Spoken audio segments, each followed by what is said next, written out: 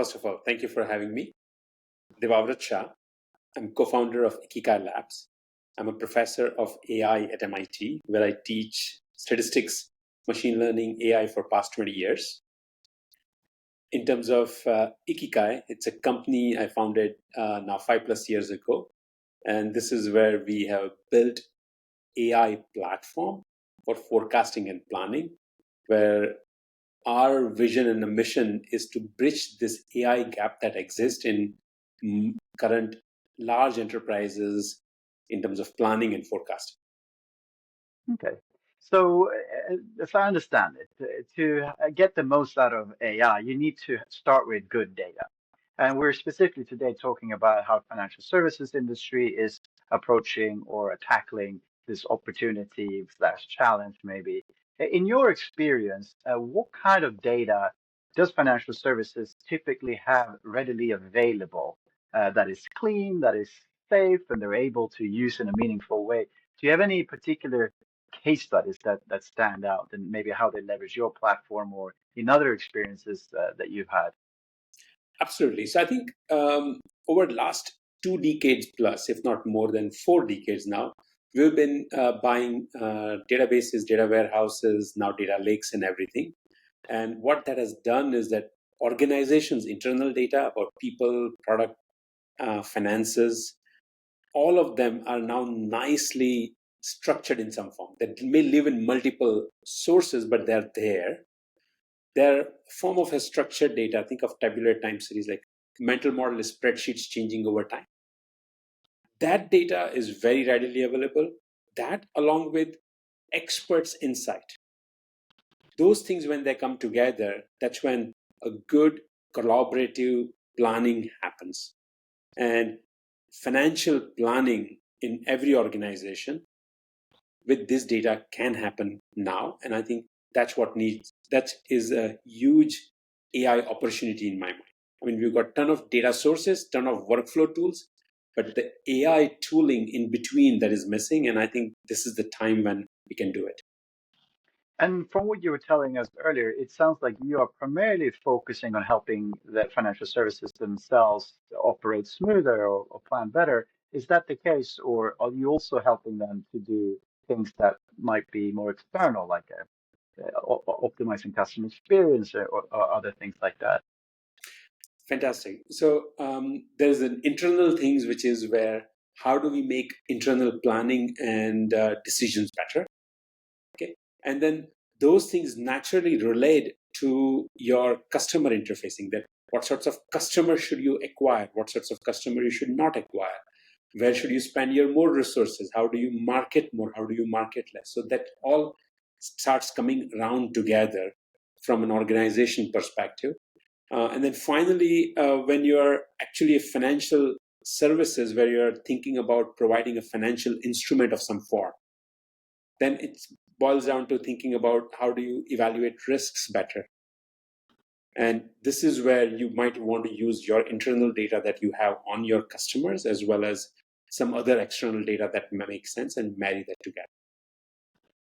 And how has the approach to AI evolved from the perspective of financial services over the last few years? Because obviously, data itself is nothing new. Statistics, math, predictions has been around for a while. But what's particularly changed when it comes to AI in particular? I think a few things. So you're absolutely right in the sense that the tools, techniques, methods, they've been around in varying degree for a long time. What has happened is that one is, of course, awakening. That is, everybody has agreed that, yes, I think it's a good idea to bring AI as a first class citizen rather than as an afterthought. So that's one thing. But that itself is not enough. Then the question is that sort of how do we utilize AI? And that's a question that many organizations are asking. And this is where just focusing on internal processes itself is a huge value gain. You see, it's easy to do flashy AI, but what is important is that, like software, like data, we should think about value and where does AI bring value. And once we sort of focus on that, then naturally these internal processes become a huge value generator, because that's where we can increase efficiency, we can get better decisions, we can get better tracking. And, the amount of, the organizational overhead that we have, because we're constantly tracking things, that reduces drastically. And so, talking about trust is sort of linked to risk as well. How would you say financial institutions are approaching risk with regards to the use of AI?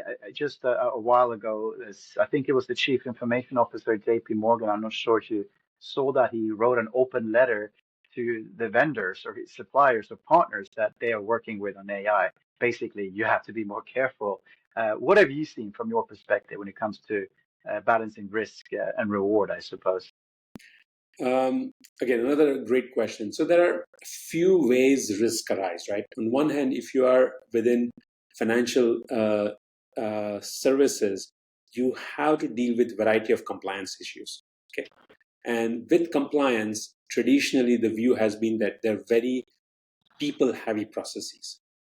What AI can help is make them exception-based processes rather than the traditional very people-heavy workflow.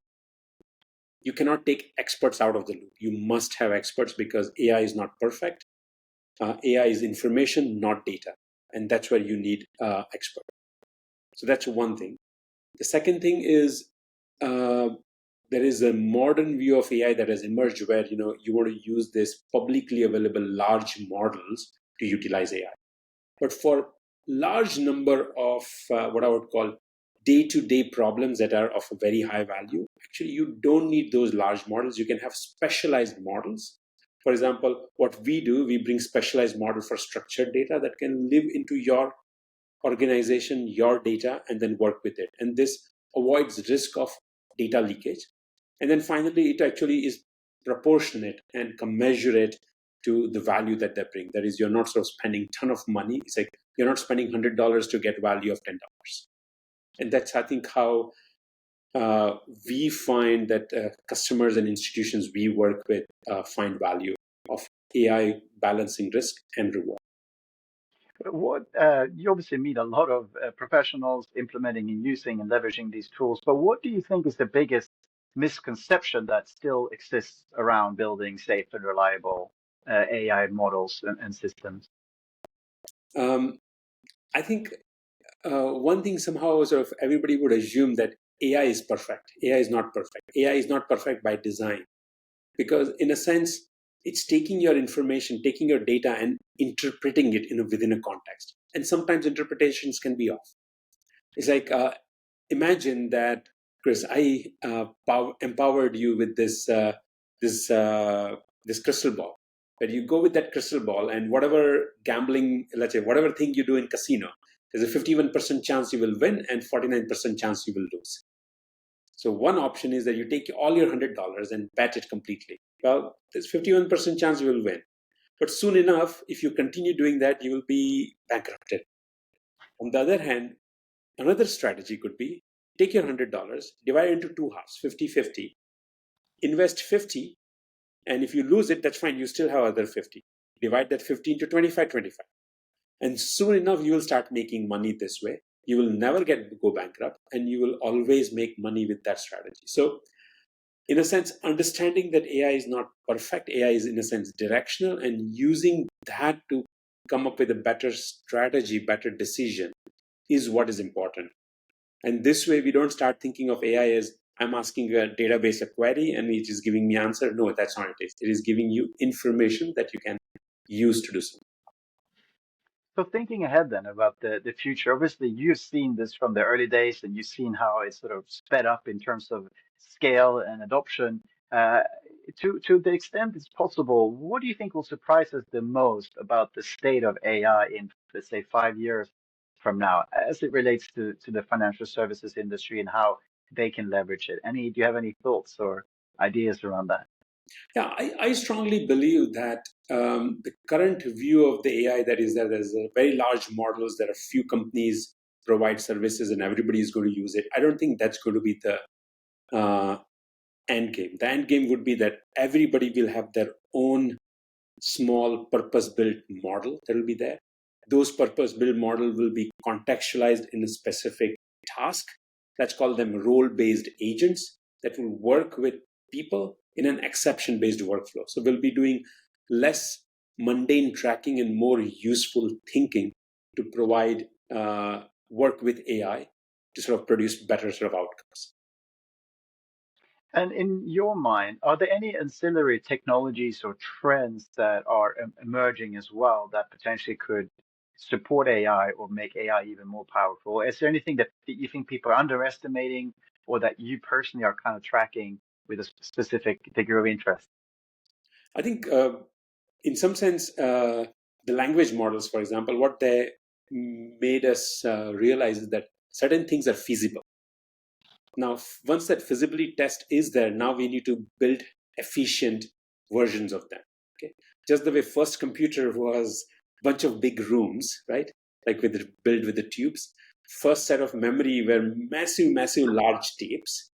Similarly, first set of models are going to be very, very large. And I think as we work towards, the purpose-built specific AI models, they will become more and more efficient, more low cost.